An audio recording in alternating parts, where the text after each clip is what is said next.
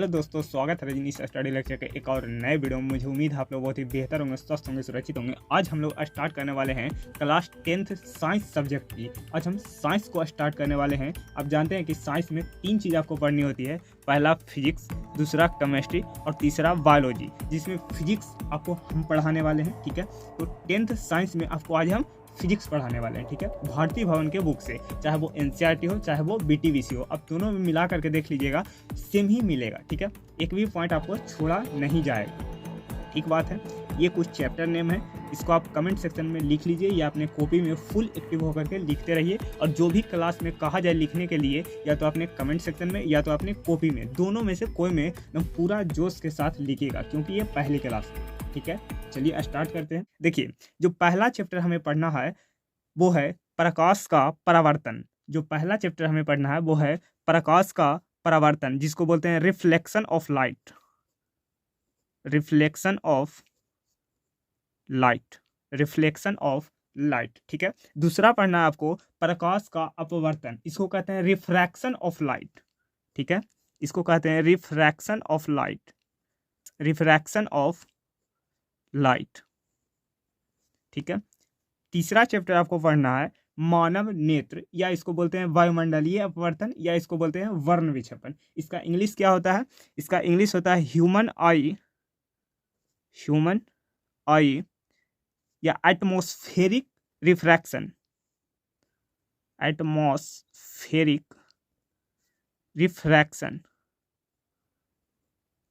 Refraction, या इसको बोलते हैं हम लोग डिस्पर्जन ऑफ कलर,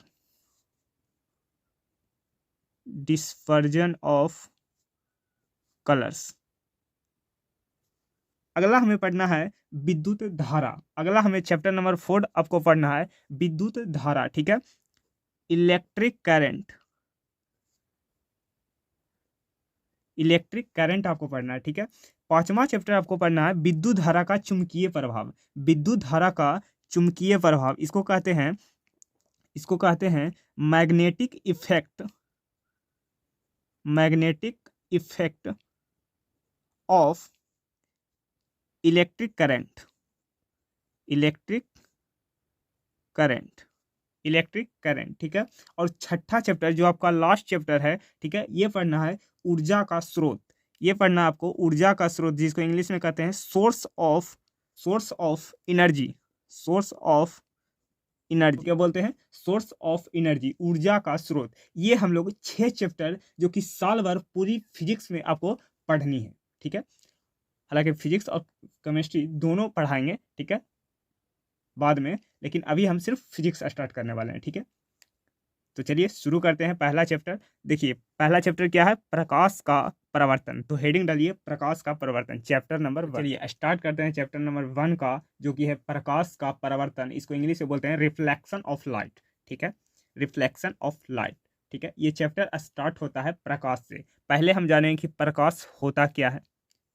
ठीक है, प्रकाश के गुण क्या होते हैं, ये हम लोग डिस्कशन करेंगे। ठीक है, ये इंट्रोडक्शन वीडियो है, बेसिक से बिल्कुल पढ़ाएंगे, आपको पूरा मजा आएगा। ठीक है, आप खाली फुल एक्टिव होकर के कमेंट बॉक्स में जो भी कहा जाए लिखने के लिए, उसको आपको लिखना है, या अपने नोट्स के साथ साथ यहाँ पर ही बनाते चलिए। ठीक है, क्लास में ही।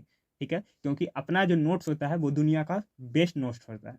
ठीक है, इसलिए नोट्स अपने हाथों से बनाते चलिएगा। ठीक है, चलिए, ठीक है, हम भी लिखते चलेंगे अपने हाथों से। ठीक है, लिख करके नहीं लाए हैं, हम अपने हाथों से ही लिखेंगे। ठीक है, तो हेडिंग डालिए प्रकाश।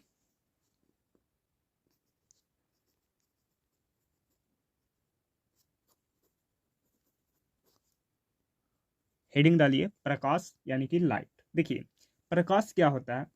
प्रकाश वह कारक है, या बोल सकते हैं प्रकाश एक ऊर्जा का रूप है, जिसकी सहायता से हम अपनी आंखों के सहारे क्या करते हैं, किसी वस्तु को देख पाते हैं। ठीक है, क्या है? प्रकाश एक ऊर्जा का रूप है। ठीक है, प्रकाश क्या है? एक ऊर्जा का रूप है, जिसकी सहायता से हम किसी वस्तु को देख पाते हैं। ठीक है, अगर आपके पास प्रकाश नहीं होगा, ठीक है, अगर प्रकाश नहीं होगा तो आप किसी वस्तु को देख ही नहीं पाएगा। जैसे अभी आप रूम में पढ़ाई कर रहे होंगे, ठीक है, अपने रूम का लाइट ऑफ करिए और किसी वस्तु को देखने का प्रयास करिए, आप नहीं देख पाइएगा। ठीक है, तो प्रकाश एक ऊर्जा का रूप है, जिसकी सहायता से हम किसी वस्तु को देख पाते हैं। ठीक है, तो इस बात को भी नोट करिए कि प्रकाश एक ऊर्जा का रूप है। ठीक है, तो इस बात को हम लिख देते हैं पहले।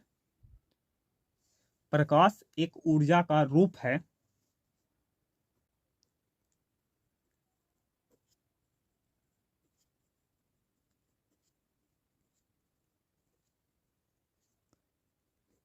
जिसकी सहायता से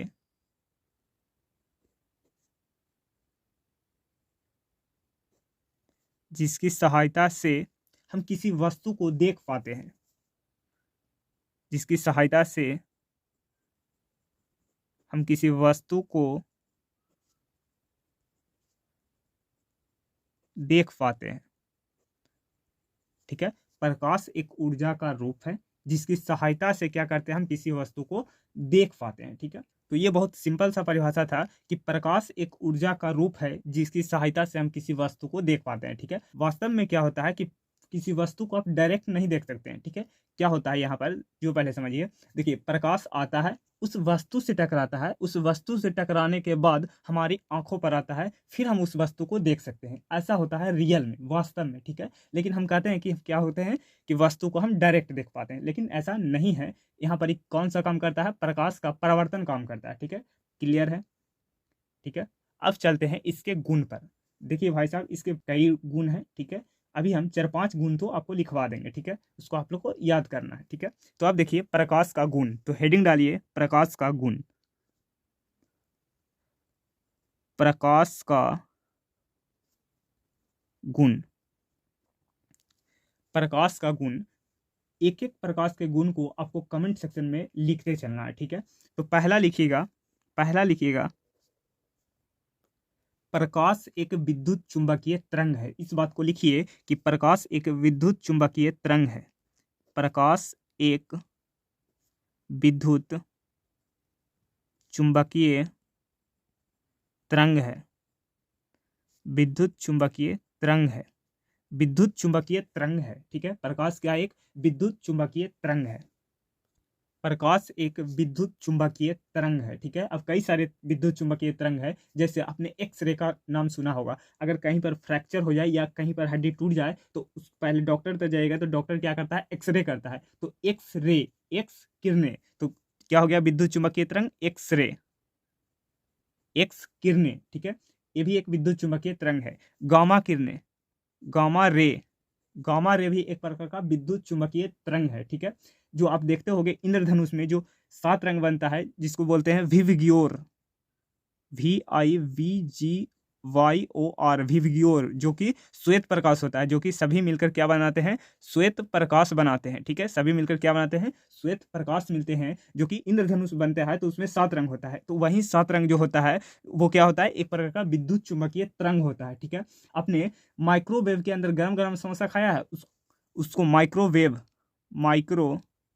माइक्रोवेव।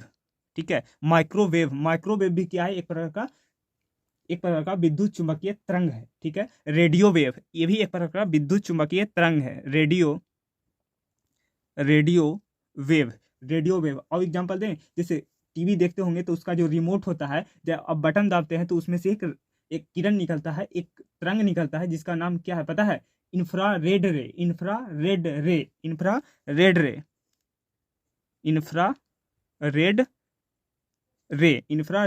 ठीक है, जिससे कि सिग्नल आगे पीछे होता है। ठीक है, इंफ्रारेड रे, ये सभी के सभी विद्युत चुंबकीय तरंग है। ये सभी के सभी विद्युत चुंबकीय तरंग है। ठीक है, तो ये क्या है, ये सब के सब क्या है, एक विद्युत चुंबकीय तरंग है। अगर आप विवग्योर को उठाइएगा, VIVGYOR, V का मतलब होता है वायलेट, I का मतलब होता है इंडिगो, B का मतलब होता है ब्लू, G का मतलब होता है ग्रीन, Y का मतलब होता है येलो, और O का मतलब होता है ऑरेंज, और R का मतलब होता है रेड। तो ये होता है विवग्योर। ठीक है, V का तरंगदैर्घ्य होता है, वो होता है 3500 एंगस्ट्रॉम, 3500 एंगस्ट्रॉम। और एक एंगस्ट्रॉम में होता है 10⁻⁻10 मीटर। एक एंगस्ट्रॉम में होता है 10⁻⁻10 मीटर। इसी बात को भी नोट कर लीजिएगा। ठीक है, और इस जो रेड होता है उसका जो तरंगदैर्घ्य होता है वो होता है 7500 एंगस्ट्रॉम, 7500 एंगस्ट्रॉम। ठीक है, 3500 से लेकर के 7500 एंगस्ट्रॉम के बीच होता है ये सारे का तरंगदैर्घ्य। ये सभी तो क्या है, एक प्रकार का विद्युत चुंबकीय तरंग है। ये सभी क्या है, एक प्रकार का विद्युत चुंबकीय तरंग है। परंतु ये सभी में एक बात कॉमन है, क्योंकि इन सभी में क्या है, तरंगदैर्घ्य का अंतर है, तरंगदैर्घ्य का अंतर है। इन सभी में क्या है, तरंगदैर्घ्य का अंतर है। तरंगदैर्घ्य क्या होता है, थोड़ा सा आपको 9th क्लास की तरफ ले जाएंगे, ठीक है। तरंगदैर्घ्य क्या होता है, तरंगदैर्घ्य इस प्रकार से तरंग चलता है, इस प्रकार से तरंग चलता है, ठीक है। ये किसका ग्राफ है पता है, ये मैथ में आपको पढ़ना है, साइन थीटा का ग्राफ है, ठीक है। ये किसका ग्राफ है, साइन थीटा का ग्राफ है, ठीक है। तो इस प्रकार से वेव आपका चलता है, ठीक है। तो इन दोनों जो हाईएस्ट पीक है, इन दोनों बीच की जो दूरी है वो होता है तरंगदैर्घ्य। इन दोनों हाईएस्ट पीक की जो बीच की दूरी होता है वो होता है तरंगदैर्घ्य, और तरंगदैर्घ्य को अपन लैम्डा से सूचित करते हैं, ठीक है। ये 9th क्लास में अपने ध्वनि वाला चैप्टर में आपने पढ़ा होगा कि तरंगदैर्घ्य क्या होता है, ठीक है। तो इन सभी में एक चीज कॉमन है, वो क्या है, एक चीज कॉमन है, वो क्या है, तरंगदैर्घ्य का अंतर। इन सभी विद्युत चुंबकीय तरंग में तरंगदैर्घ्य का अंतर है, ठीक है। और इस प्रकाश जो विद्युत चुंबकीय तरंग है, इसका जो लगभग तरंगदैर्घ्य होता है, लगभग जो तरंगदैर्घ्य होता है वो कितना होता है, लगभग जो तरंगदैर्घ्य होता है वो होता है 3500 एंगस्ट्रॉम से 3500 एंगस्ट्रॉम से 3500 एंगस्ट्रॉम से 7500 एंगस्ट्रॉम के बीच होता है, ठीक है। आप इसी बात को भी नोट कर लीजिएगा। इन दोनों के बीच में जितना भी सारे हैं, जितना भी सारे किरण है, चाहे वो इंडिगो हो जाए, चाहे ब्लू हो जाए, चाहे ग्रीन हो जाए, चाहे येलो हो जाए, चाहे ऑरेंज हो जाए, इन सभी का इनका बीच में होता है, ठीक है। तो आपको याद रखना है कि प्रकाश एक विद्युत चुंबकीय तरंग है। क्लियर है, इस बात को नोट कर लिए, ठीक है। चलिए अब आगे बढ़ते हैं दूसरा गुण पर। देखिए दूसरा गुण ये कहता है कि प्रकाश सीधी रेखा में गमन करता है, प्रकाश हमेशा सीधी रेखा में गमन करता है। तो इस बात को भी नोट करें कि प्रकाश सीधी रेखा में, प्रकाश सीधी रेखा में गमन करता है, प्रकाश सीधी रेखा में गमन करता है, प्रकाश सीधी रेखा में गमन करता है, ठीक है। इसका एक बेस्ट एग्जांपल लेते हैं, जैसे ये आपका मोमबत्ती है, ठीक है। इस प्रकार से, इस प्रकार से आपका मोमबत्ती जल रहा है, ठीक है। इस प्रकार से मोमबत्ती आपका जल रहा है, और ये आपका कार्डबोर्ड है।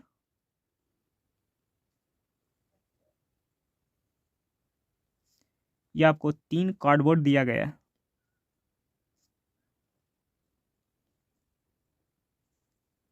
ठीक है। और तीनों में क्या करना है, छेद कर देना है, ठीक है। इस प्रकार से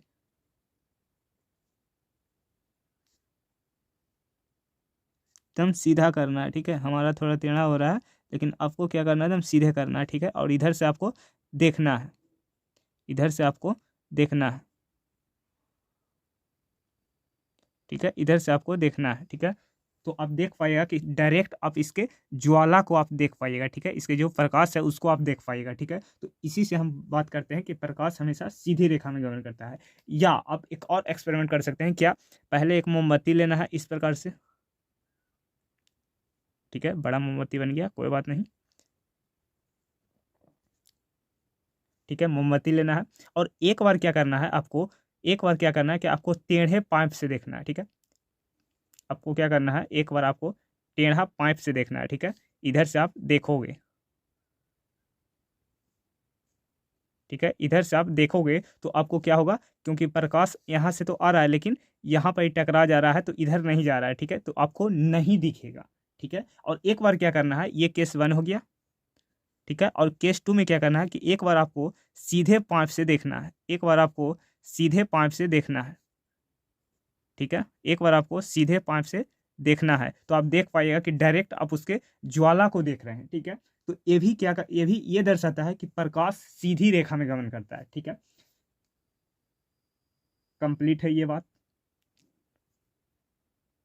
ठीक है। अब करके देखिएगा, आपको पक्का फील आ जाएगा इस बात का कि हाँ हमने जो भी पढ़ा है वो रियल में पढ़ा है, ठीक है। करके एक बार जरूर देखिएगा, ठीक है। चलिए आगे बढ़ते हैं।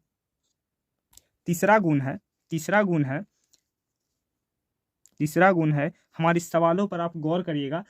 क्या प्रकाश को संचरण के लिए कोई माध्यम की आवश्यकता होती है क्या, ध्यान से सुनिएगा। प्रकाश को संचरण के लिए कोई माध्यम की आवश्यकता होती है क्या, आपको हाँ या ना में जवाब देना है, ठीक है। प्रकाश के संचरण के लिए कोई माध्यम की आवश्यकता होती है क्या, ठीक है। प्रकाश के संचरण के लिए कोई माध्यम की आवश्यकता होती है क्या। तो देखिए, ये जो प्रकाश आता है कहाँ से आता है, सन से आता है, ठीक है। कहाँ से आता है, सन से आता है। कहाँ आता है, अर्थ पर आता है, ठीक है। तो जो अर्थ पर जो हमारा प्रकाश आया, ये है श्वेत प्रकाश, ठीक है। जो हमारा प्रकाश आया, बीच में कोई माध्यम होता है क्या? तो आंसर है नहीं। बीच में क्या होता है? ख से खाली होता है, और खाली को साइंस की भाषा में क्या बोलते हैं? निर्वात बोलते हैं। खाली जगह को साइंस की भाषा में क्या बोलते हैं?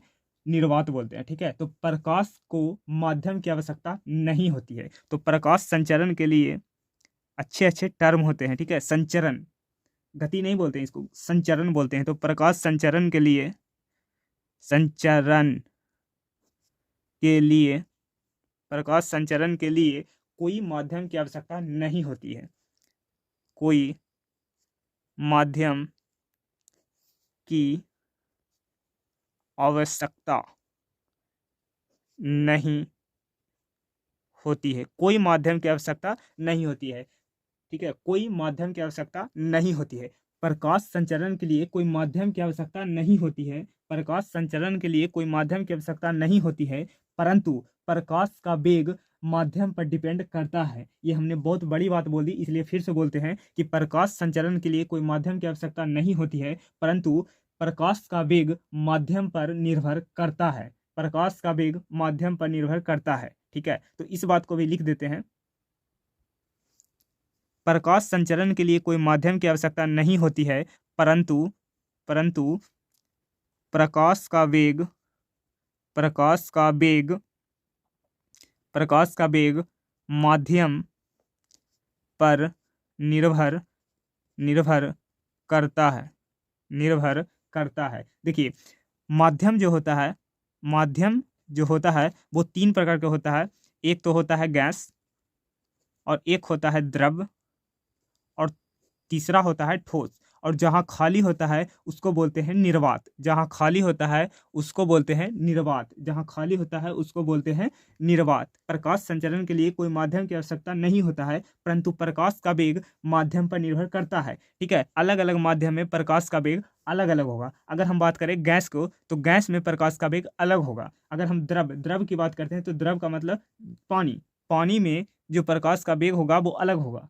ठोस यानी कि कांच, कांच में प्रकाश का वेग अलग होगा। ठीक है, जहां कुछ नहीं है उसको कहते हैं निर्वात, निर्वात में प्रकाश का वेग अलग होगा। ठीक है, तो अगला सवाल ये आ रहा है, अगला सवाल आ रहा है कि किस माध्यम में प्रकाश का वेग अधिकतम होता है। अगला सवाल है, आप कमेंट बॉक्स में कमेंट करिए कि किस माध्यम में प्रकाश का वेग सबसे ज्यादा होगा। क्या गैस में होगा, क्या द्रव में होगा, क्या ठोस में होगा, कि निर्वात में होगा? तो आंसर है निर्वात में प्रकाश का वेग सबसे अधिकतम होता है। निर्वात में प्रकाश का वेग सबसे अधिकतम होता है। स्टार्टिंग है, अभी आपको दिक्कत होगी, फिर धीमे धीमे आप सीख जाइएगा चीज़ों को। ठीक है, तो प्रकाश का वेग सबसे अधिक किस में होता है? तो निर्वात में होता है। ठीक है, तो इस बात को भी लिख लीजिए। प्रकाश का वेग, प्रकाश का वेग सबसे ज़्यादा, सबसे ज़्यादा निर्वात में होता है। निर्वात में होता है, सबसे ज़्यादा निर्वात में होता है। प्रकाश संचरण के लिए कोई माध्यम की आवश्यकता नहीं होता है, परंतु प्रकाश का जो वेग है वो माध्यम पर निर्भर करता है। ठीक है, प्रकाश है वो हर माध्यम में क्या करता है? गति करता है। ठीक है, अगर माध्यम हो तो भी ठीक, ना हो तो भी ठीक। ठीक है, और सबसे अधिक जो होता है वो निर्वात में सबसे अधिक तेजी से गति करता है। ठीक है, तो प्रकाश का वेग निर्वात में सबसे अधिकतम होता है। ठीक बात है। और पता है कितना होता है? प्रकाश का वेग निर्वात में, निर्वात में प्रकाश का वेग, निर्वात में प्रकाश का वेग जिसको सी से सूचित करते हैं, ये होता है 3 × 10⁸ मीटर पर सेकेंड, मीटर पर सेकेंड। अगर इसको आप तोड़ के लिखिएगा तो इसको आप लिखिएगा 3 पर के शून्य 8 शून्य, 1 2 3 4 5 6 7 8, इतना मीटर पर सेकेंड होता है। और इसको किलोमीटर में कन्वर्ट करेगा तो 1000 से भागा दीजिएगा तो 3 शून्य गायब हो जाएगा। ठीक है, तो आप इसको कैसे लिख सकते हैं? देखिए, इकाई, दहाई, सैकड़ा, हजार, दशर, लाख, यानी कि 3 लाख किलोमीटर पर सेकेंड, 3 लाख किलोमीटर पर सेकेंड के स्पीड से चलता है। सोचो कितना स्पीड से निर्वात में प्रकाश चलता है, कितना? 3 लाख किलोमीटर पर सेकेंड, 3 लाख किलोमीटर पर सेकेंड, इतना के स्पीड से प्रकाश आता है सूर्य से कहाँ तक? अर्थ पर। ठीक है, तो भी कितना का समय लगता है? सूर्य से प्रकाश अर्थ पर आने में पता है कितना का समय लगता है? 8 मिनट, 8 मिनट 24 सेकंड का समय लगता है। 8 मिनट 24 सेकंड का समय लगता है। सोचो इतना स्पीड से चलता है तो भी 8 मिनट 24 सेकंड का लगता है। क्लियर है ये बात? कि निर्वात में चाल कितना होता है, 3 × 10⁸ मीटर पर सेकेंड होता है। ठीक है, सबसे जो हाईएस्ट, जो अधिकतम होता है निर्वात में प्रकाश की चाल होता है। ठीक है, चलिए अब आगे बढ़ते हैं। ठीक है, तो फोर्थ नंबर गुण है कि प्रकाश की द्वैत प्रकृति होती है। प्रकाश की द्वैत प्रकृति होती है। द्वैत प्रकृति कहने का मतलब डुअल नेचर दो प्रकृति को दर्शाते हैं। एक तो कण प्रकृति के रूप में, एक होता है कण प्रकृति के रूप में, और दूसरा होता है तरंग प्रकृति के रूप में, तरंग प्रकृति के रूप में। ठीक है, तो कण प्रकृति को जो माना गया है वो ये माना गया है कि जो कण प्रकृति होता है वो फोटोन से मिलकर के बने हैं, फोटोन से मिलकर बने हैं। जो प्रकाश कण प्रकृति के होते हैं वो फोटोन से मिलकर के बने होते हैं। तो आप क्लास 12th में 2 चैप्टर पढ़िएगा, एक तो वेव ऑप्टिक्स में और एक मॉडर्न में। ठीक है, मॉडर्न में आपको पढ़ना है प्रकाश विद्युत प्रभाव, जिसको कण प्रकृति मान करके समझाया गया है। ठीक है, क्लास 12th में जाइएगा, क्लास 12th फिजिक्स में जाइएगा। ठीक है, तो आपको एक चैप्टर पढ़ना होगा प्रकाश विद्युत प्रभाव, प्रकाश विद्युत प्रभाव, जिसको कहते हैं फोटो इलेक्ट्रिक इफेक्ट। ठीक है, इस चैप्टर में जो पढ़िएगा उसमें प्रकाश को कण मान करके समझाया गया है। ठीक है, अब जैसे ही क्लास 12th फिजिक्स में जाएगा तो एक चैप्टर का नाम है जिसको कहते हैं प्रकाश का व्यतिकरण। प्रकाश का ये पढ़ना होगा वेव ऑप्टिक्स में, ठीक है, ये पढ़ना होगा वेव ऑप्टिक्स में, प्रकाश का व्यतिकरण और विवर्तन। दूसरा चैप्टर का नाम है विवर्तन। ठीक है, इन दोनों चैप्टरों में आप बिना प्रकाश को तरंग मान करके आप इन दोनों चैप्टर को डिफाइन ही नहीं कर सकते हैं। ठीक है, तो तरंग प्रकृति कौन सा होता है, विद्युत चुंबकीय तरंग, विद्युत चुंबकीय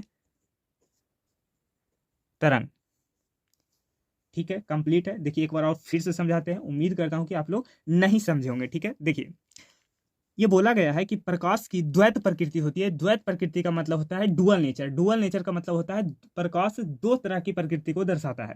पहला, एक तो कण प्रकृति और दूसरा तरंग प्रकृति। कण प्रकृति ये माना गया है कि फोटोन से मिलकर के बने हैं, जबकि तरंग प्रकृति ये माना गया है कि ये विद्युत चुंबकीय तरंग है। क्या है, विद्युत चुंबकीय तरंग है। ठीक है, अब क्लास 12th में एक चैप्टर पढ़ना है प्रकाश विद्युत प्रभाव, जिसे आइंस्टाइन द्वारा किया गया है। ठीक है, ये एक्सपेरिमेंट। ठीक है, इसमें आपको क्या बोलता है, कि जो प्रकाश है वो कण प्रकृति का होता है, जबकि आप 12th में ही पढ़िएगा कि प्रकाश का व्यतिकरण चैप्टर में या विवर्तन में कि प्रकाश को तरंग प्रकृति माना गया है। ठीक है, इन दोनों आप हायर क्लास में जाइएगा तो पढ़िएगा। फोटॉन्स क्या होता है भैया, फोटॉन्स एक पदार्थ नहीं मान सकते हैं क्योंकि ये होता है मासलेस मतलब द्रव्यमानहीन। ठीक है, ये फोटॉन्स जो होता है वो द्रव्यमानहीन होता है। ठीक है, और कहा गया है ऐसा कि फोटॉन्स जो होता है वो ऊर्जा का पैकेट है। ठीक है, ये बात आपको क्लियर होनी चाहिए। ठीक है, पांचवा पॉइंट देख लीजिए। पांचवा पॉइंट ये है कि प्रकाश एक ऊर्जा का स्रोत है। पांचवा पॉइंट है प्रकाश एक ऊर्जा का स्रोत है। प्रकाश एक ऊर्जा का स्रोत है। प्रकाश एक ऊर्जा का स्रोत है। ऊर्जा का स्रोत कहने का मतलब क्या होता है, पहले समझिए ऊर्जा स्रोत। ऊर्जा स्रोत क्या होता है कि जिससे प्रकाश निकलता हो। ठीक है, जिससे प्रकाश निकलता हो। ठीक है, वो होता है प्रकाश स्रोत। अब प्रकाश स्रोत दो प्रकार का होता है, एक तो प्राकृतिक प्रकाश स्रोत और एक होता है कृत्रिम प्रकाश स्रोत, जिसे मानव निर्मित प्रकाश स्रोत भी कहा जाता है। ठीक है, प्राकृतिक स्रोत कौन सा हो गया, जैसे सूर्य के पास क्या है, प्रकाश है। ठीक है, उसी से तो हम देख पाते हैं किसी वस्तु को। ठीक है, नहीं तो रात ही होगा। ठीक है, तो सूर्य क्या हो गया, एक प्राकृतिक प्रकाश हो गया, प्राकृतिक प्रकाश स्रोत हो गया। ठीक है, जबकि मानव निर्मित भी कई सारे प्रकाश स्रोत हैं, जैसे जलता हुआ बल्ब। अब सीधा बल्ब नहीं बोल सकते हैं क्योंकि प्रकाश स्रोत का मतलब ही होता है कि जिससे प्रकाश निकलता हो। ठीक है, तो जलता हुआ बल्ब एक कृत्रिम या मानव निर्मित प्रकाश स्रोत है। ठीक है, यह भी पॉइंट क्लियर हो गया कि प्रकाश एक विद्युत चुंबकीय तरंग है। जैसे हो गया, आपको बताएं कि एक्सरे, एक्स किरण जो हो गया वो क्या है, एक विद्युत चुंबकीय तरंग है। ठीक है, गामा रे वो भी एक प्रकार का विद्युत चुंबकीय तरंग है। आप रिमोट में देखते होंगे इंफ्रारेड, उससे निकलता है इंफ्रारेड रे, वो भी एक प्रकार का विद्युत चुंबकीय तरंग है। ठीक है, दूसरा बात ये हमने बताया कि प्रकाश हमेशा सीधी रेखा में गमन करता है। जैसा कि कार्डबोर्ड वाला एग्जाम्पल दिए, या पाइप वाला, एक पाइप लीजिएगा, ठीक है, टेढ़ा करके देखिएगा तो आपको प्रकाश नहीं दिखेगा, ठीक है। जबकि आप अगर सीधी एक पाइप लीजिएगा, उससे देखिएगा तो मोमबत्ती का जो ज्वाला है वो दिखेगा, ठीक है। तीसरा बात ये बताएं कि जो प्रकाश है वो उसके संचालन के लिए कोई भी माध्यम की आवश्यकता नहीं होती है। प्रकाश संचालन के लिए कोई माध्यम की आवश्यकता नहीं होती है, परंतु जो प्रकाश का वेग है वो माध्यम पर डिपेंड करता है। और कैसे करता है वो आपको हमने समझा दिया, ठीक है।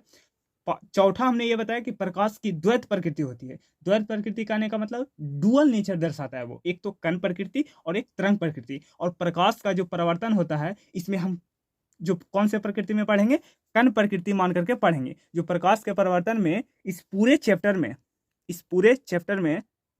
इस चैप्टर नंबर 1 में जो प्रकाश का परावर्तन है, इसमें हम पूरे चैप्टर में प्रकाश को कण मान करके पढ़ेंगे, ठीक है। और प्रकाश का जो अध्ययन होता है, ये जो प्रकाश का अध्ययन होता है, इस प्रकार का अध्ययन होता है, इसको भी आप लिख लीजिएगा। प्रकाश का अध्ययन को कहते हैं प्रकाशिकी। प्रकाश के अध्ययन को कहते हैं प्रकाशिकी, ठीक है। और इस पूरे चैप्टर में हम किरण प्रकाशिकी का अध्ययन करेंगे, ठीक है। इस पूरे चैप्टर में किरण प्रकाशिकी के रूप में हम अध्ययन करेंगे। क्लियर है ये बात, ठीक है। अब देखिए, पहले समझिए कि किरण क्या होता है, ठीक है। किरण क्या होता है जो पहले समझिए, किरण क्या होता है। देखिए, किरण क्या होता है, इसको इंग्लिश में बोलते हैं रे। किरण क्या होता है, तो प्रकाश के पथ को किरण बोलते हैं। प्रकाश के पथ को किरण कहते हैं या रे कहते हैं, किरण कहते हैं। प्रकाश के पथ को किरण कहते हैं। जैसे आप अंधेरा में जाइएगा और टॉर्च मारिएगा, ठीक है, तो प्रकाश क्या होगा, निकल करके एक पथ तय करेगा, ठीक है। वो जो किरण जा रहा होगा, वो जो पथ जा रहा होगा, उसी पथ को क्या बोलते हैं, किरण कहते हैं, ठीक है। तो ये बात नोट कर लीजिए कि प्रकाश के पथ को क्या बोलते हैं, किरण बोलते हैं, रे बोलते हैं। प्रकाश के पथ को किरण बोलते हैं, रे बोलते हैं, ठीक है। जैसे मान लीजिए ये आपने टॉर्च लिया, ठीक है, ये आपने टॉर्च लिया, ये आपने बारा, ठीक है। तो प्रकाश एक सीधी रेखा में जाती हुई नजर आएगी, ठीक है, इस प्रकार से। तो ये जो रास्ता तय किया, ये जो पथ तय किया, इसी को क्या बोलते हैं, किरण बोलते हैं, रे बोलते हैं। इसी पथ को क्या बोलते हैं, किरण बोलते हैं, रे बोलते हैं। इसी पथ को क्या बोलते हैं, किरण बोलते हैं, रे बोलते हैं। इसी पथ को क्या बोलते हैं, किरण बोलते हैं, रे बोलते हैं, ठीक है। और किरणों के समूह को किरण पुंज कहते हैं।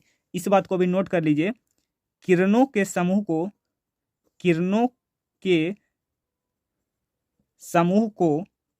किरण पुंज कहते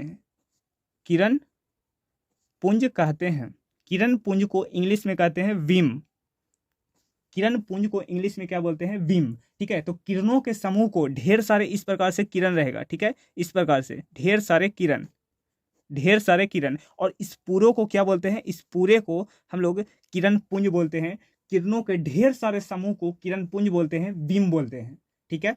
किरण पुंज आपको 3 प्रकार का देखने को मिलेगा। एक तो समानांतर किरण पुंज 3 प्रकार के होते हैं। किरण पुंज आपको 3 प्रकार को देखने को मिलेंगे। एक तो होता है समानांतर किरण पुंज, जिसको बोलते हैं पैरेलल बीम, ठीक है। और दूसरा आपको देखने को मिलेगा अपसारी किरण पुंज। और तीसरा आता है अभिसारी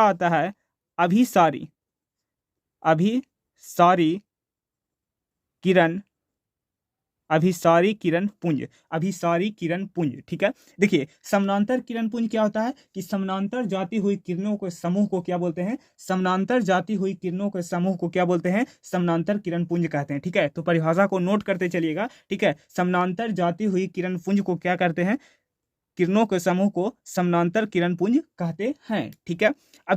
अब सारी किरण पुंज क्या होता है, देखिए, कोई मान लीजिए बिंदु है, ठीक है, कोई मान लीजिए ये एक प्रकार का बिंदु है, ठीक है। तो इस बिंदु से प्रकाश निकल करके क्या होता है, चारों दिशाओं में फैल जाता है, ठीक है, इस बिंदु से निकल करके प्रकाश चारों दिशाओं में फैल जाता है। तो ठीक है, चारों दिशाओं में फैल जाता है, तो इसी घटना को क्या बोलते हैं, अपसारी किरण पुंज बोलते हैं। इसी घटना को क्या बोलते हैं, अपसारी किरण पुंज कहते हैं। ठीक है, एक बिंदु से निकल करके चारों तरफ फैल जाती है, तो इस प्रकार की किरणों के समूह को क्या बोलते हैं, अपसारी किरण पुंज बोलते हैं। ठीक है, और देखिए अभिसारी का मतलब क्या होता है, अभिसारी का मतलब होता है कि एक बिंदु पर सभी किरणें आकर के मिलती हो, एक बिंदु पर सभी किरणें आकर के मिलती हो, तो इस किरण पुंज को कौन सा किरण पुंज बोलते हैं, अभिसारी किरण पुंज बोलते हैं। ठीक है, कौन सा किरण पुंज बोलते हैं, अभिसारी किरण पुंज बोलते हैं। ठीक है, ये हो गया अभिसारी का एग्जाम्पल। ठीक है, और ये हो गया अपसारी का एग्जाम्पल। ठीक है, पहली बात, प्रकाश के पथ को क्या बोलते हैं, किरण बोलते हैं। किरणों को समूह को क्या बोलते हैं, किरण पुंज बोलते हैं, बीम बोलते हैं। ठीक है, और किरण पुंज आपको तीन प्रकार का देखने को मिलेगा। एक तो समानांतर किरण पुंज, जो कि ढेर सारा किरण पुंज क्या हो, एक दूसरे के समानांतर जाती हुई दिखे। ठीक है, यह कहलाता है समानांतर किरण पुंज। तो ढेर सारी किरणें आकर के एक बिंदु पर मिलती हो, तो उसी को क्या बोलते हैं, अभिसारी। ठीक है, उसी को क्या बोलते हैं, अभिसारी। ढेर सारी किरणें एक बिंदु पर मिल रही हो, उसको बोलते हैं अभिसारी। ठीक है, और ढेर सारी किरणें एक बिंदु से निकल करके चारों तरफ फैल रही होगी, तो उसको बोलते हैं अपसारी किरण पुंज। बताइए, क्लियर है? तो सारे परिभाषा को आपको कमेंट सेक्शन में नोट करते चलना है। ठीक है, ये आपको होमवर्क है। ठीक है, कमेंट सेक्शन में फुल एक्टिव होकर के लिख देना है। चलिए अब इस चैप्टर को फील दिलाते हैं। देखिए इस चैप्टर में हमें असली में पढ़ना क्या है। देखिए ये है माध्यम 1, ये है माध्यम 1 और ये है माध्यम 2, ये है माध्यम 2। ठीक है, और इन दोनों माध्यमों को अलग करने वाला एक पृष्ठ होता है, एक सतह होता है, जिसको बोलते हैं पृथककारी पृष्ठ, पृथककारी पृष्ठ। ठीक है, दोनों माध्यमों को अलग करने वाला एक सतह होती है, एक पृष्ठ होता है, जिसको बोलते हैं पृथककारी पृष्ठ। ठीक है, मान लिया जाए कि प्रकाश इधर से आया। ठीक है, मान लीजिए प्रकाश इधर से आ रहा है अनंत से। ठीक है, अनंत से आ रहा है प्रकाश। ठीक है, इस दर्पण से टकराने के बाद ये जो सतह है, इससे टकराने के बाद अगर ये रिफ्लेक्ट हो जाती है, ठीक है, मतलब वो परावर्तक हो जाती है, मतलब परावर्तन हो जाता है, तो इस घटना को कहते हैं परावर्तन। इस घटना को कहते हैं परावर्तन। इस घटना को बोलते हैं प्रकाश का परावर्तन। यदि कोई प्रकाश आ रहा होगा और टकराने के बाद वो उसी दिशा में लौट जाएगा। देखिए इधर से आ रहा था, इस माध्यम 1 से आ रहा था और माध्यम 1 में ही लौट गया, तो इसको बोलते हैं परावर्तन। ठीक है, इसको बोलते हैं परावर्तन। और अगर कोई प्रकाश की किरण माध्यम 1 से आ रहा होगा और क्या होगा, इस पृथककारी पृष्ठ को चिरते हुए क्या हो गया, माध्यम 2 में चला गया, इस पृथककारी सतह को चिरते हुए माध्यम 2 में चला गया। ठीक है, तो इस घटना को बोलते हैं अपवर्तन। इस घटना को बोलते हैं अपवर्तन। ठीक है, इस घटना को बोलते हैं अपवर्तन। और जो परावर्तन होगा वो आपको दर्पण में देखने को मिलेगा। ये जो होगा परावर्तन होगा वो आपको दर्पण में देखने को मिलेगा। ठीक है, आप एक दर्पण लिखिए लीजिएगा। ठीक है, आप जो जिसमें आप सुबह सुबह उठ के अपना खूबसूरत सा चेहरा देखते होंगे, उसको आपको लीजिएगा। ठीक है, और उस पर आपको टॉर्च मारना है, जो टॉर्च होता है उसको मारना है। क्या देखिएगा कि आप जितना एंगल पर मारिएगा उतना एंगल से वापस जाएगा। ये पढ़ना होगा प्रकाश के परावर्तन में। ठीक है, हम नियम में सभी रूल को आपको बताएंगे। ठीक है, तो ये आपको अभी सिर्फ याद करना है कि अगर कोई प्रकाश की किरण किसी सतह से टकरा कर पुनः उसी माध्यम में लौट जाता है, उसी को बोलते हैं परावर्तन। और अगर कोई माध्यम 1 से आ रहा होगा प्रकाश और माध्यम 2 में चला जाएगा, तो उसको बोलते हैं अपवर्तन। कंप्लीट है? ठीक है, और जो अपवर्तन जो होता है वो होता है लेंस में। जो अपवर्तन होता है वो होता है लेंस में, और जो परावर्तन होता है वो किस में होता है, दर्पण में होता है। ठीक है, तो आपको उम्मीद करता हूं कि ये आपको समझ में आ गया होगा कि इस चैप्टर में आपको पढ़ना क्या है। ठीक है, चैप्टर नंबर 1 में हम लोग पढ़ेंगे प्रकाश का परावर्तन, चैप्टर नंबर 2 में हम लोग पढ़ेंगे प्रकाश का अपवर्तन। दोनों चैप्टर एकदम मजेदार हैं। ठीक है, दोनों चैप्टरों को हम लोग अच्छे से इसको स्टडी करेंगे। ठीक है, तो उम्मीद करता हूं कि आपको ये वीडियो पसंद आया होगा। ठीक है, आपको जो पढ़ाएं वो एक एक बात आपको समझ में आ गया होगा। हमारा ये मकसद नहीं होता है कि जल्द से जल्द वीडियो को ख़त्म कर दें। हमारा मकसद ये होता है कि जो भी आपको पढ़ाएं वो वीडियो बंद होने के बाद आपके दिमागों में घूमना चाहिए। ठीक है, तभी उस चीज़ों को आप याद कर पाइएगा। ठीक है, तो कमेंट बॉक्स में बताना है कि ये वीडियो आपको कैसा लगा। अगर वीडियो पसंद आए तो वीडियो को लाइक करना है, चैनल को सब्सक्राइब करना है और वीडियो को दबा करके शेयर करना है। ठीक है, और बेल आइकन को प्रेस कर दीजिए ताकि डेली अपडेट आपको मिलता रहेगा। चलिए मिलते हैं अगले वीडियो में, तब तक के लिए बाय बाय, टेक केयर, जय हिंद।